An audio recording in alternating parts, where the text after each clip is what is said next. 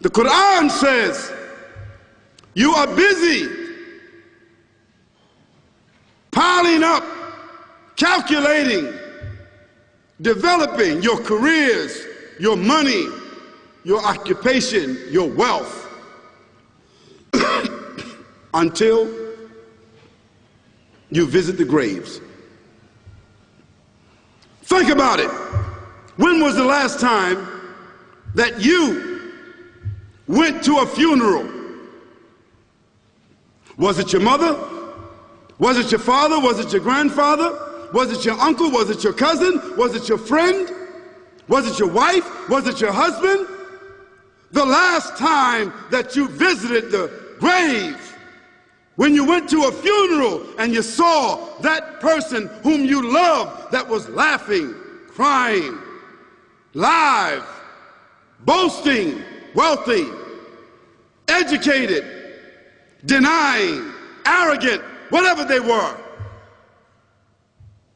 What was the demeanor of the people when you walked in that funeral home? When that person was stretched out in their last suit? What was the demeanor? Were the people cracking jokes? Were they dancing? Were they clapping and singing songs? No. Silence. Melancholy. Trauma.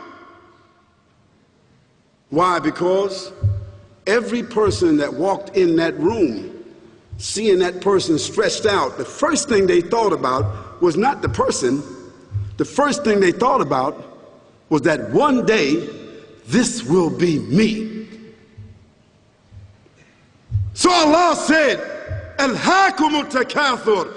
All of us, all of you are engaged in running your mouths, doing your business, multiplying, buying houses, cars, business, whatever you're doing. And when you're told about God, religion, life, morality, you're saying, look, I ain't got no time for that. I got no time for that.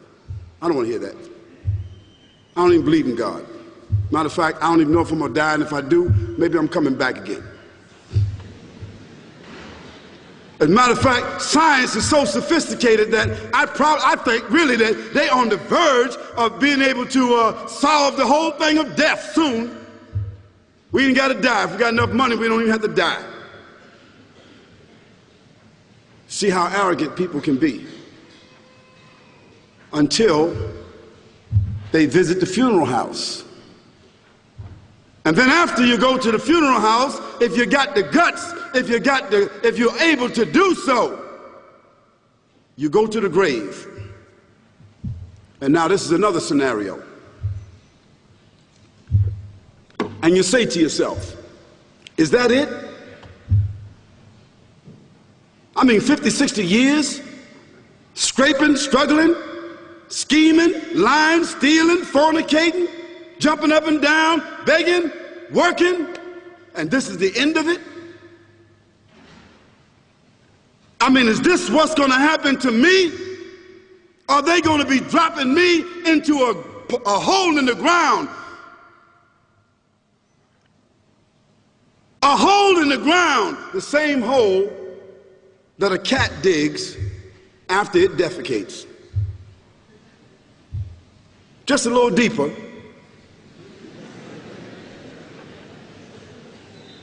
But for the same reason. The cat digs a hole because the cat has dignity. Something that human beings don't seem to have. Instinctively, the cat digs a little hole, covers it up. Humans have got to be taught to do that. But it's for the same reason. So you and I, we're going into a hole a little deeper than the one the cat dug.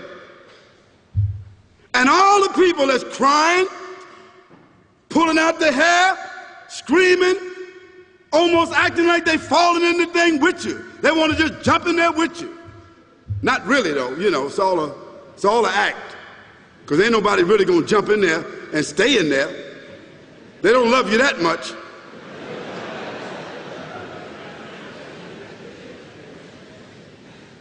And then after all the shoveling get done, and they fill it up, and the box, you can't even see the box no more, the coffin that cost $5,000. I don't know what did they burn somebody a $5,000 coffin for? I mean, if I was a funeral director, after they left, I would dig them back up and put them in another box and take that box back.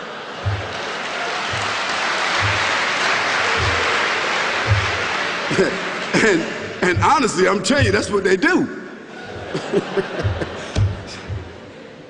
Yeah.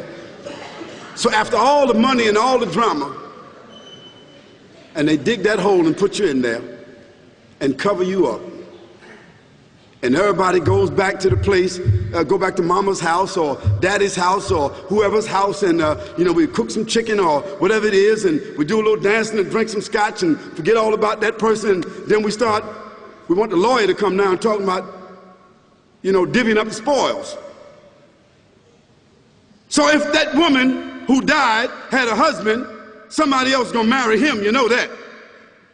And that man who died, that woman, in about 6 months or a year of grieving or whatever it is, she gonna come to understand that she needs somebody else to be with, so she gonna marry somebody. So that means if his suits are still in the closet and he can fit them, who gonna wear them? So it really means that after all this time, and the people walk away from that grave, it's over. What about that person in the grave? What's happening? Because you know and I know that death is almost like sleeping. Death is like sleeping. Your body is gone. Your body is dead. Your spirit is gone, but your consciousness is there. Yes, brothers and sisters, you and I are going to know when the people put us in that box and put us in the grave. We are going to know. Your spirit is gone. You can't shout. You can't call out. You can't say, "Don't leave me here." But you're going to be hearing and you're going to be seeing, because that's a different kind of consciousness. But you can't move. And in that grave, this is when the real trauma is going to begin.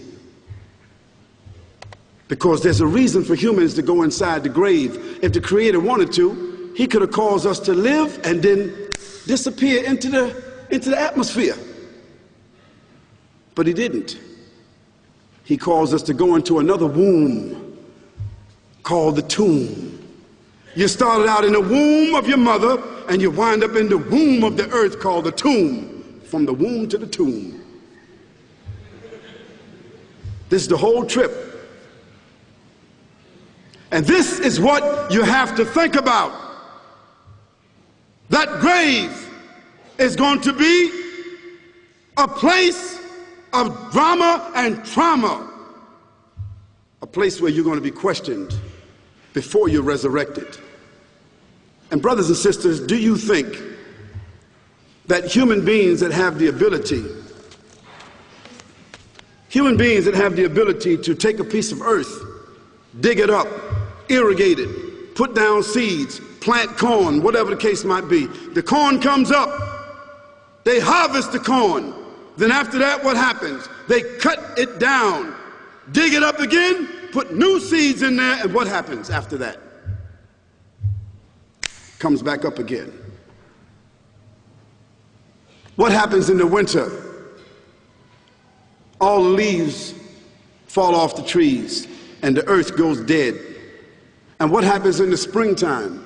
The water comes, generates the earth again, germinates all over again, new grass, new leaves, new flowers, new fruits.